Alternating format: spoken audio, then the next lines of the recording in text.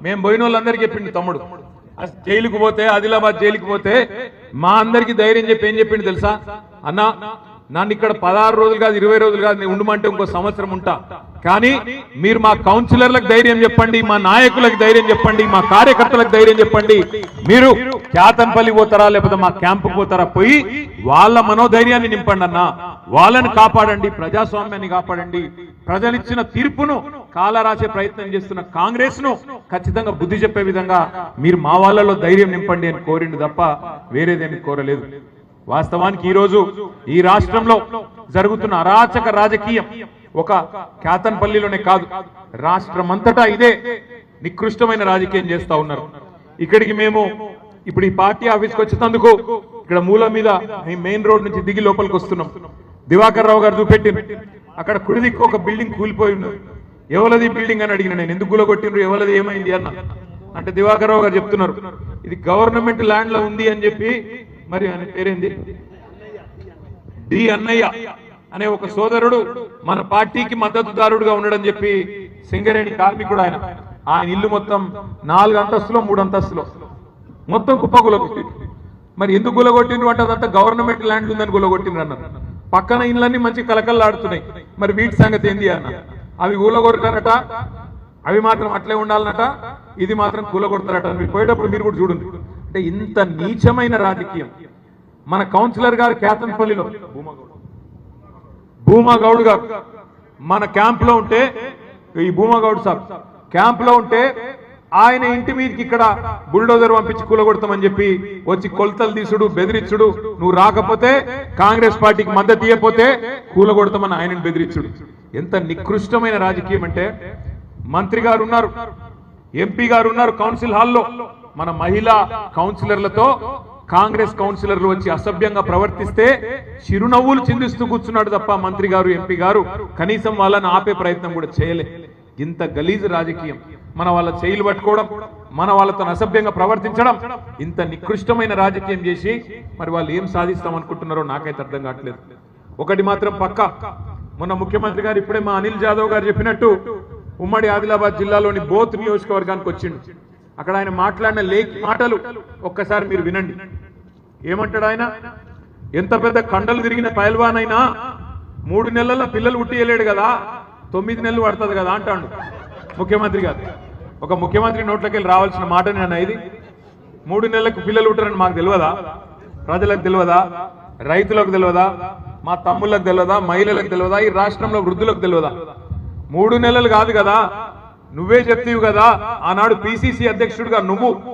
ఈరోజు ఉప ముఖ్యమంత్రిగా ఆనాడు సిఎల్పి లీడర్ గా ఉన్న బట్టి విక్రమార్క గారు మీరిద్దరే కదా సంతకాలు పెట్టింది మీరిద్దరే కదా గ్యారంటీ కార్డులు అని చెప్పి ఇంటింటికి వంచింది మీరిద్దరే కదా జేమ్స్ బాండ్ లెక్క బాండ్ పేపర్ల మీద సంతకాలు పెట్టింది పెట్టి ఏం చెప్పిండ్రు మీరు 100 రోజుల్లో 6 గ్యారంటీలు అమలు చేస్తాం అటు సూర్యుడు ఇటు ఓడిచినా ఇటు సూర్యుడు అటు ఓడిచినా అమలు చేసి తీరుతాం అని చెప్పిండ్రా లేదా 100 రోజుల్లోనే అన్ని చేస్తామని చెప్పారు అదొక్కటే కాదు నవంబర్లో తీసుకుంటే 2000 డిసెంబర్లో తీసుకుంటే 4000 నవంబర్లో తీసుకుంటే రైతు బంధు 10,000 వస్తుంది డిసెంబర్లో తీసుకుంటే 15,000 వస్తుంది అని చెప్పి నమ్మబలికి మరి గద్దెనెక్కింది మీరు 3 నెలల పిల్లలు పుట్టారంటున్న ముఖ్యమంత్రి గారు 30 నెలలు అవుతుంది మరి ఇప్పుడు పిల్లలు పుట్టకపోతే నీకేం పేరు పెట్టాలి నేనేమని పిలవాలని చెప్పి నేను అడుగుతా ఉన్నా 30 నెలలు అయింది కదా 30 నెలలకు కూడా మరి 6 గ్యారెంటీలు అమలు కాకపోతే నేను ఏమనాలి ఏమనుకోవాలి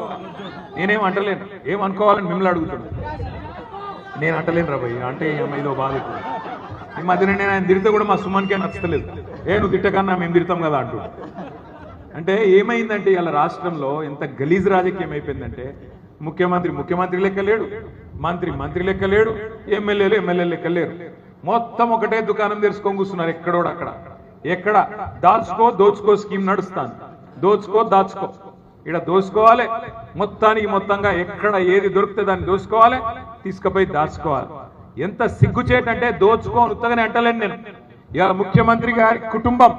ముఖ్యమంత్రి గారి మొత్తం కుటుంబం సకుటుంబ సపరివార సమేతంగా రాష్ట్రంలో ఎక్కడికక్కడ బ్రహ్మాండమైన దోపిడీకి తెరదీసినారు మన సింగరేణిలో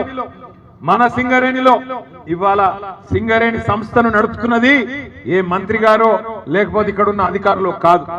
ఇక్కడ ముఖ్యమంత్రి గారి కుటుంబంలో ఆయన బావమరిది సృజన్ రెడ్డి కనుసన్నల్లో సింగరేణిలోని ప్రతి కాంట్రాక్టు ఇక్కడ ఆయన్నే చూస్తా ఉన్నాడు. మీకు తెలుసు సింగరేణిలో భారతదేశంలో ఎక్కడ లేని విధంగా సైట్ విజిటేషన్ సర్టిఫికెట్ అని కొత్త స్కీమ్ పెట్టింది. అంటే ఏంటంటే ఎరికేనా, సింగరేణి లెవెల్లో టెండర్ వేయాలంటే సైట్ విజిట్ కు రావన్నట్టు. వాడు జార్ఖండోడు కావచ్చు, బెంగాలోడు కావచ్చు, మహారాష్ట్రోడు కావచ్చు, తమిళనాడు కావచ్చు, దేశంలో ఎక్కడున్నాడు అని కావచ్చు, ప్రపంచంలో ఎక్కడోడన్నా కావచ్చు, వాడు సింగరేణికి రావాలి. వచ్చి ఏం చేయాలి? సైట్ విజిట్ చేయాలి.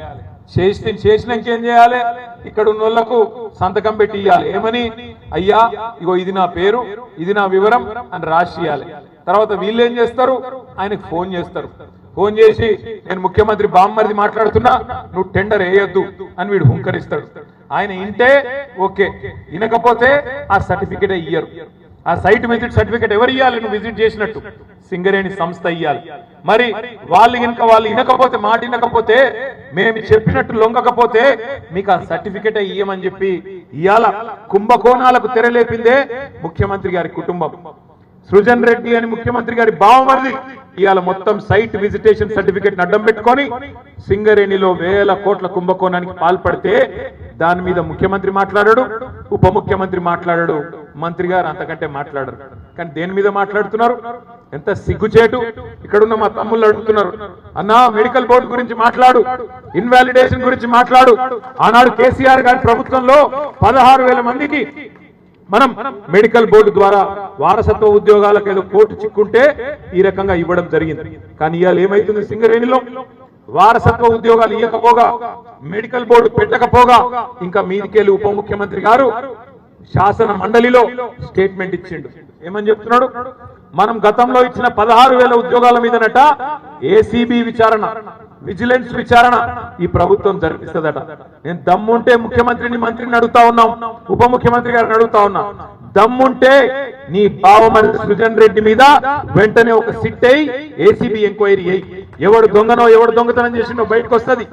మీరు వేయాల్సిన విచారణలు మేమిచ్చిన 16,000 ఉద్యోగాల మీద కాదు. చేసుకుంటే అది కూడా చేసుకో, మాకేం ఫరక్ పడదు. కానీ ముందు ఇక్కడ మెడికల్ బోర్డు పెట్టు. మా తమ్ముళ్ళకి వేలాది మంది ఎవరైతే ఎదురు చూస్తా ఉన్నారో వాళ్ళ కోసం పెట్టాలి. పెట్టకపోతే తప్పకుండా సింగరేణి ప్రధాన కార్యాలయాన్ని కూడా బీఆర్ఎస్ తరఫున ముట్టడిస్తామని చెప్పి కూడా వారిని హెచ్చరిస్తా ఉన్నారు. మీరందరూ కదిలి రావాలి. ఖచ్చితంగా ప్రతి బొగ్గు గనిలో కూడా మళ్ళీ అగ్గి మండిస్తాం, వదిలిపెట్టం.